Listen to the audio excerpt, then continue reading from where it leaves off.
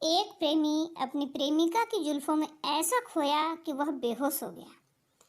उसे जब होश आया तो रोमांटिक अंदाज में पूछा, जानू, तुम रोज नहाती नहीं हो क्या? कोर्ट में केस चल रहा था। गवाही के लिए जो औरत आई थी वह काफी खूबसूरत थी।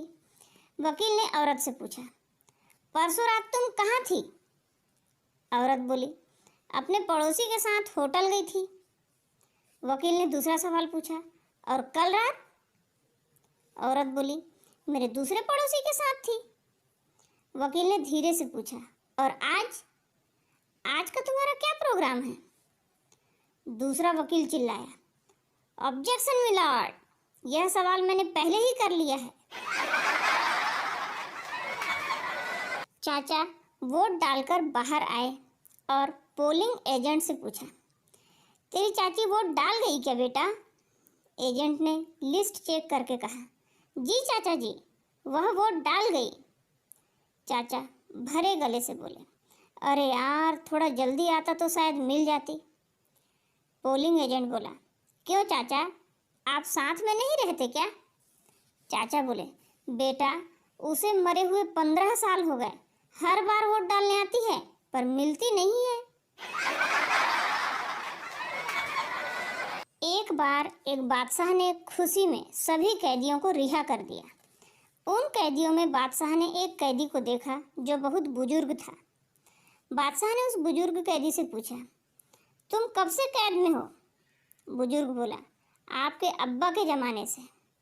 यह सुनकर बादशाह की आंखों में आंसू आ गए और बोला, इनको फिर से कैद कर लो, ये मेरे अब्बा की निशानी है।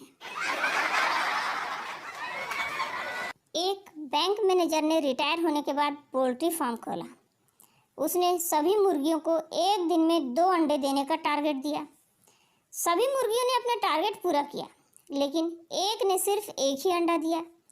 जब बैंक मैनेजर ने उससे इसका कारण पूछा तो उसने कहा, साहब, ये तो मैंने टारगेट के चक्कर में एक अंडा दे दिया, वरना मैं तो मुर्गा हूँ। एक दिन पप्पू अपने ससुराल गया और रात को वह छत पर सो गया। कुछ देर बाद उसकी 16 साल की साली आई और बोली, जीजू, मैं आपके साथ लेट जाऊं? पप्पू मुस्कुराते हुए बोला, नहीं, अभी तुम्हारे पास लाइसेंस नहीं है। साली आंख मारते हुए बोली, जीजू, बेशक मेरे पास लाइसेंस नहीं है, लेकिन मैंने बड़ी बड़ी गाड़ियां चलाई है। पप्पू बोला, अरे यार गप्पू, मैं अपने दिमाग की जांच कराना चाहता हूँ, लेकिन कुछ समझ में नहीं आता, कोई उपाय हो तो बता ना। गप्पू बोला, एक सरल उपाय है यार। पप्पू बोला, क्या? गप्पू बोला, तू एक गाय के सामने खड़े हो जाना। अगर गाय तेरे पास आती है तो समझ लेना कि तेरे दिमाग में भूसा भरा है, और अगर दूर चली जाती है तो समझ लेना कि तेरा दिमाग खाली है।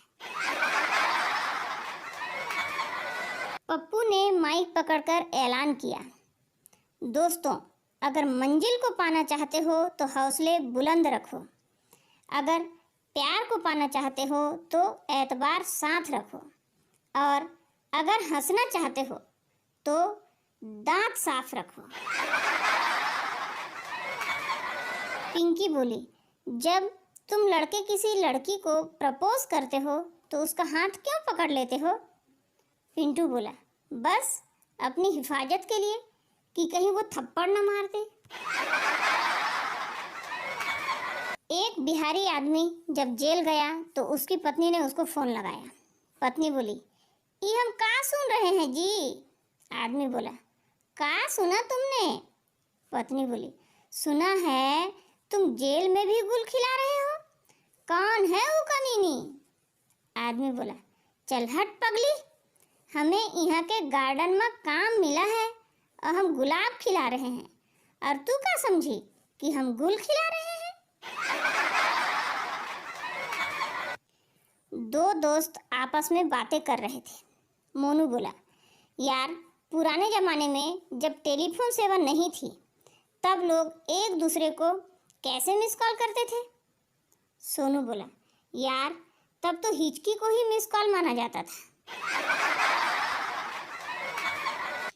क्लास में टीचर बोली, बताओ बच्चों, आई लव यू शब्द का आविष्कार कहाँ हुआ? रोहन बोला, चाइना में। टीचर बोली, तुमको कैसे पता?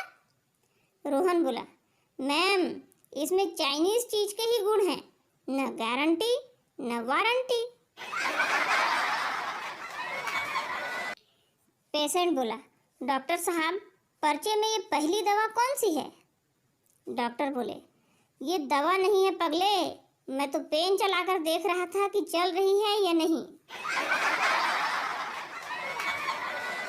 यात्री चिढ़ते हुए बोला, ये ट्रेन इतनी धीमी क्यों चल रही है यार? टीटी बोला, वर्षा के कारण भाई। यात्री बोला, तो वर्षा को ट्रेन से उतार क्यों नहीं देते भाई?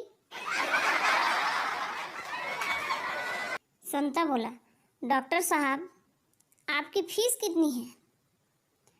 डॉक्टर साहब बोले, पहली बार 100 रुपये और दूसरी बार की फीस फ्री है। संता बोला, अच्छा, तो मैं दूसरी बार आया हूँ। डॉक्टर बोला, तो फिर आप वही दवा जारी रखें जो मैंने पहली बार दी थी। संता बर्फ का टुकड़ा उठाकर उसे गौर से देख रहा था। बंता बोला, क्या देख रहा है यार? संता बोला, देख रहा हूँ कि यह लीक कहाँ से हो रहा है।